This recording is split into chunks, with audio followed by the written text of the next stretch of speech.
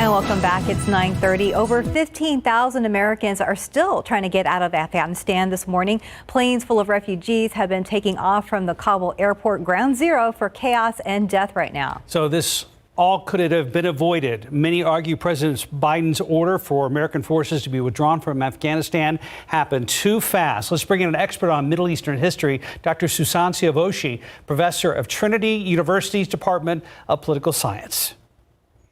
Good morning. Good morning. And first off, why did the Biden administration decide to pull out from Afghanistan?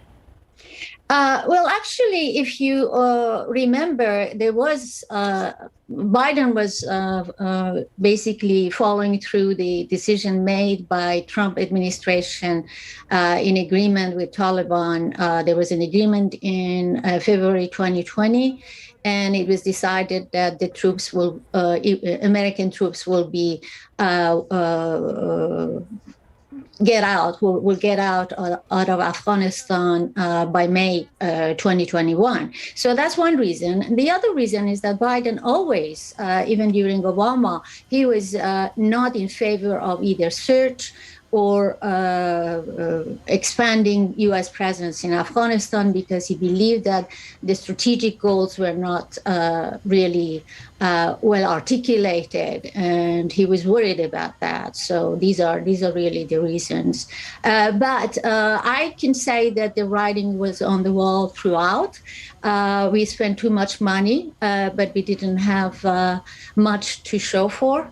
And if you think about the strategic goals of United States, let's take security, for example.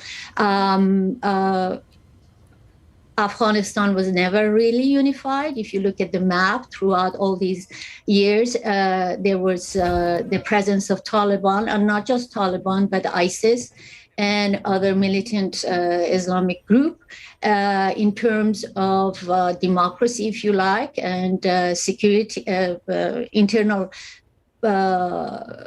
improvement in Afghanistan. You see that there was poverty, there was corruption, the stability, if you like, or the progress, if you like, were only in major cities.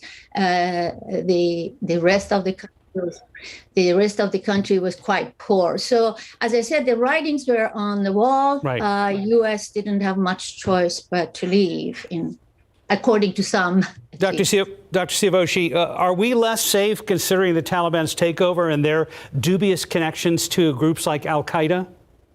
The thing is that we were never really safe because our goals were not sort of realized.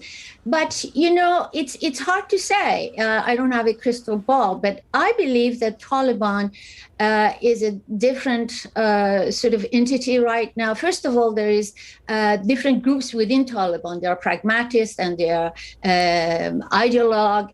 But the major point is that they have learned a lesson that if they sort of try to just go out of the region and attack United States, that our wrath will show itself very strongly.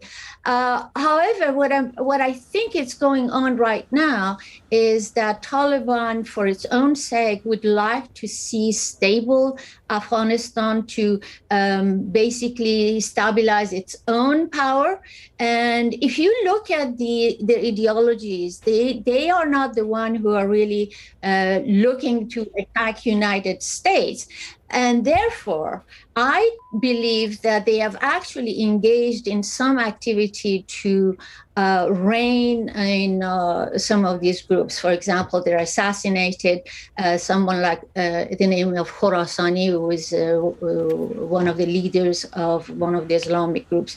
So I don't know exactly what's going to happen. I think Taliban will be the same in terms of social policies toward women, etc. But I think they would be more tame and try to take care of themselves first and do not allow necessarily a destabilization that might have dire consequences for themselves. All right, Dr. Siavoshi, thank you so much for joining us this morning. Oh, you're so welcome. Thank you for having me.